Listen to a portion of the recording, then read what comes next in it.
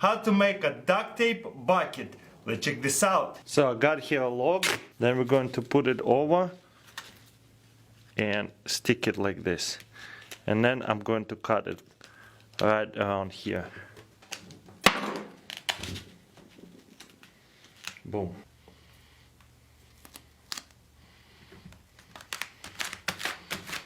You can even stick it, use your hands to stick it all up. But we're gonna go around it one more time later. And then the bottom works like this. Just gonna go like this and over. Like this and over like that. And stick it up. And the last one right here. Now this time I'm gonna go over this way so it's not sticky anymore. We'll see how it works. I hope it works really well. This is just a little bit of a time consuming. I think it will take me only 15 minutes to do it all, even faster, especially after I practice and figure out how to do it fast. No big deal. And now you see that it's not sticky on this side. I can really use my hands to tape everything up and make sure there's no holes and there's waterproof. Just gonna keep going what I'm doing with this. And now we're just going to pull it out like this. Boom, and we got ourselves a bucket. And then the handles, I think it's gonna be simple. Just duct tape it like this and then like this. I'm gonna stop on a size on a second time. Oh well, just going to get another piece and fix it like that. No big deal. Okay, time to put it to the test. Let's see what will happen after we fill it out. It's quite a bit of water actually. Look how much it's full. This is amazing. Look at that. We can lift it and look, it's not leaking at all. This is awesome. So of course you don't have to use this in the sink. You can just fill it up with a pond, you know, just grab a bunch of water and take it out and carry it to your camp and just fill it up your water and cook with it or whatever you need it for. It's amazing. And you don't have to use it just for water. You can just pick berries, mushrooms, apples. This is a really cool idea. And today I'm going to show you a very cool and super cheap fire starter. All you need is pine cones and some old candles. Let's check this out. So I got here wax in a beaker. I'm gonna set it down like that and melt it up. I'm gonna wait till all that wax is melted and then we're gonna dip the pine cones into the wax. Check this out, it's almost melted all the way. All that wax looks like liquid, but it's very hot, so be very careful when you do that. Now we're gonna get a pine cone and dip it into the wax like that. You see it's gonna start boiling, but that's okay. We need all that wax right on. Looks like the easiest way to do it, once the wax starts to cool off, it's so easy to dip it and look how much wax on a cone. That's what you wanna have, just like that. It might be a little bit too much of wax, but you know, get a lot of cones. And guess what, pine cones are free, old candles are free as well. Just crumble it up, boil it, and now you have free fire starter, which is amazing. And they look amazing as well. Look at this, looks like snow. Now let's start to light it up and see what happens. Now you know what you need to do. Just put bunch of candle in and it's super easy to start a fire and super cheap. So I never buy expensive fire starter for my fireplace. And today I'm going to show you how to make paracord net. You can make hammock out of paracord net, you can make paracord net bag, and of course you can catch fish with that. There's multiple uses for this kind of thing. Just be creative and see what you want to build with this. So what we're going to do is tie up the rope like this on the two trees. Okay, what we're going to do is fold the rope in half like this. Boom. Hang it over and put it to the loop right here. Boom. Just like that. And then tie it up. And then we're going to put few inches apart like this. And just continue as long as you want it to. So this is what it's going to look like. Next, what we're going to do is grab these two pieces, boom, and make a simple knot right here. Make a loop and put it through.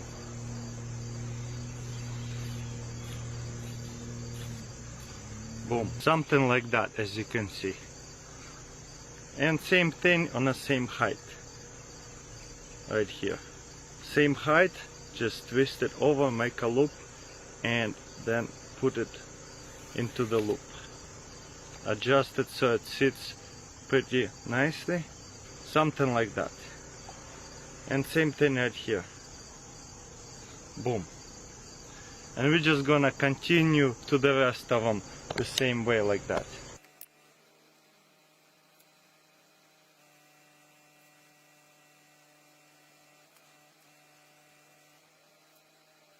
As you can see, I can actually do it pretty fast. Once you get it, how to do it, it's nothing difficult. Just keep making knots and just make sure they kind of leveled, similar. Don't have to be too crazy. Once you finish this step, next steps is right here. Just make it kind of symmetrical. Again, whatever you're happy with. Boom. You see, that's pretty symmetrical. Just gonna tie this up right here. Adjust it, boom. And continue the same way, you see? Make it kind of similar angles. So that way it does not look too ugly. You see, this is pretty much matching. And continue to the rest of them. Quick update how I've been doing. I'm about to finish it up and show you how to tie this rope to this rope. Look at Hugo watching me making this video. He's so cute. He's always around me when I'm making a video. And to finish it up, it's pretty easy. What we're going to do, grab these two ends, put it inside. Boom. And then tie this together and then make a couple of knots.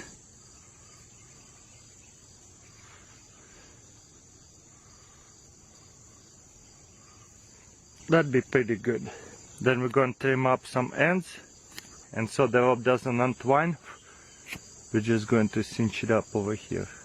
And then we're just going to do the same thing to the rest of them. I put it against white background so you guys can see the design and pattern. Of course, not the perfect design, but it works. Look how big it is. Okay, as you can see, it's stretched out a little bit. If we would have two sticks at the end, it would be even more comfortable. Ooh.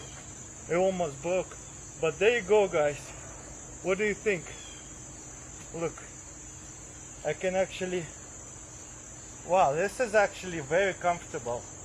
As you can see, it's stretched out quite a bit, so make sure you just readjust it and make it higher so that way you don't touch the floor. I'm almost touching the floor, but this is very cool. And today I'm going to show you how to make survival camping stove out of 2 aluminum bottles. Let's check this out. Okay, we're going to need 2 aluminum bottles like this, and then we're gonna measure out and mark it first. First one, we're gonna mark it up to about 1 inch. Next one about 3.1 inch. Boom, just like that. And we got 2 markings right here, 1 and 2. Second bottle about 2.5 inches, and at about 3.7 inches right here. Boom, something like that. Then stack up bunch of books or whatever, and so you can mark yourself a perfect circle. Just spin it, your bottle, boom, and do it to all of them like this. You see, right on the line. This is a good tool. I'm glad I have it. Now same thing on the other side. This doesn't have to be clean. This is just to get rid of it. But right here I have to cut it clean. You see, right on the line. This is what I want to do. Oh wow, that feels so good to cut aluminum with this epic scissors. Nice. Pretty clean cut. That's what we want. You know, if I'm going to cut slowly, it's actually much cleaner cut. I like that way more. I'll probably grind it up a little bit to make it even smoother. Now on this side.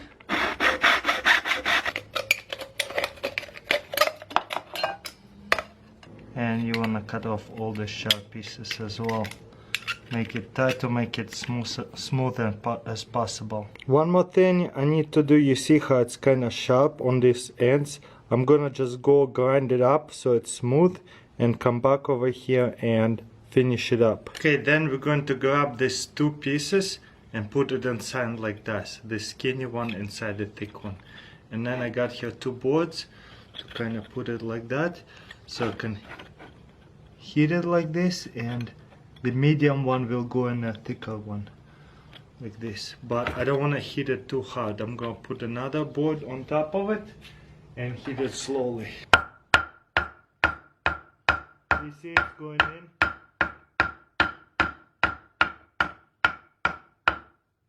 You see how it's almost all the way in? This top one needs to go all the way inside. For the most part, it's all the way inside. That's awesome. Maybe try to get this one all the way inside too, so make sure it's not leaking.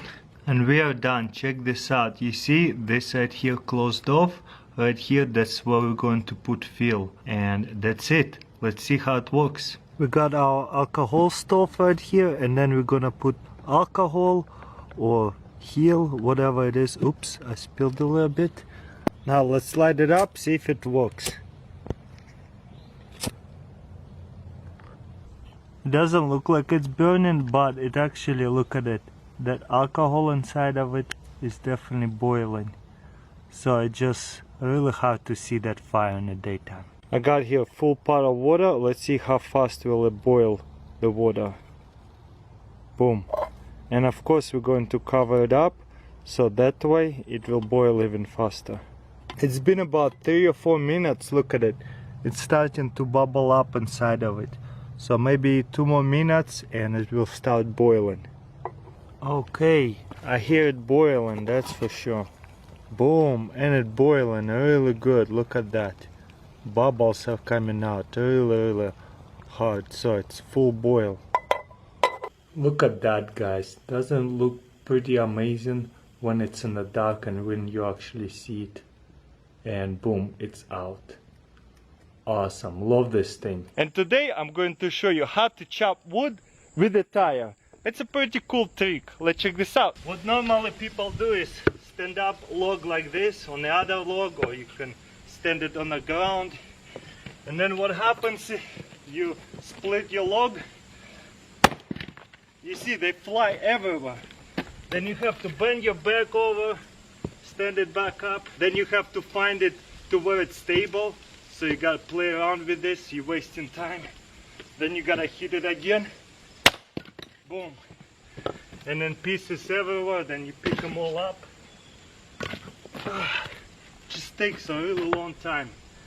Okay, this is steady, so but a lot of times before you even hit it, they fall. Boom, this one flew way over here and this one is way over here. Just everywhere. You gotta bend around a lot, hurt your back. Here's a better idea if you split your wood by hand. Grab a couple logs, I split it in half and put it like that. Depends what kind of tire you have. And then I'm gonna put my tire like this on 2 logs. So that way it's elevated a little bit. And then I'm gonna put bunch of smaller logs in there. Boom, like this. So it sits pretty snug in there. Boom. And then what I'm gonna do is just keep splitting them. Boom, you see, it stays together. Then I can hit this one, pull it out, hit this one, and then I can walk around this way, split this one more time. Boom, look, 1 hit, 4 pieces. I mean 2 pieces in 4. Boom, 1 hit, these 2 split right away. Again, 1 hit. And now this one. This one is a little bit more rotten. And then you don't have to walk around, pick up all your pieces everywhere. Just pull it out, stack it in a stack where you're splitting it. I love this. This is actually awesome.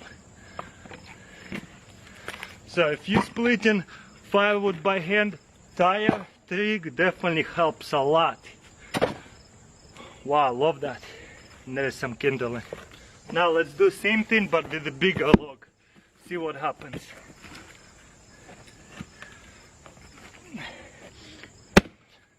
Oh, that's a really big log. No big deal. Smack it one more time right here. Boom, look at that. And it stays in a pile.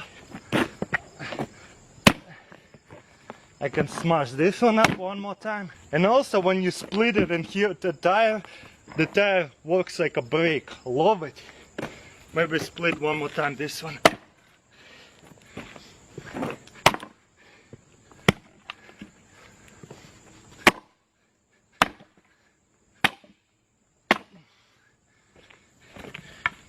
And once again, all your wood stayed in a pile. Beautiful. Take it all out in one place. It doesn't fly everywhere. You know what? Definitely an awesome trick. Just to make sure this trick works well, let's split big log one more time. 1, 2. Then you can walk around it. 3. Walk around it. 4, 5, 6, 7, 8. And you can get it into much smaller pieces like this. Awesome. What do you guys think? And again, all these logs stayed in one pile. Love this trick. Wow. I'm so excited. Thank you for watching. Don't forget to give this video a thumbs up. And I'll see you next time. By the way, subscribe to this channel if you haven't already.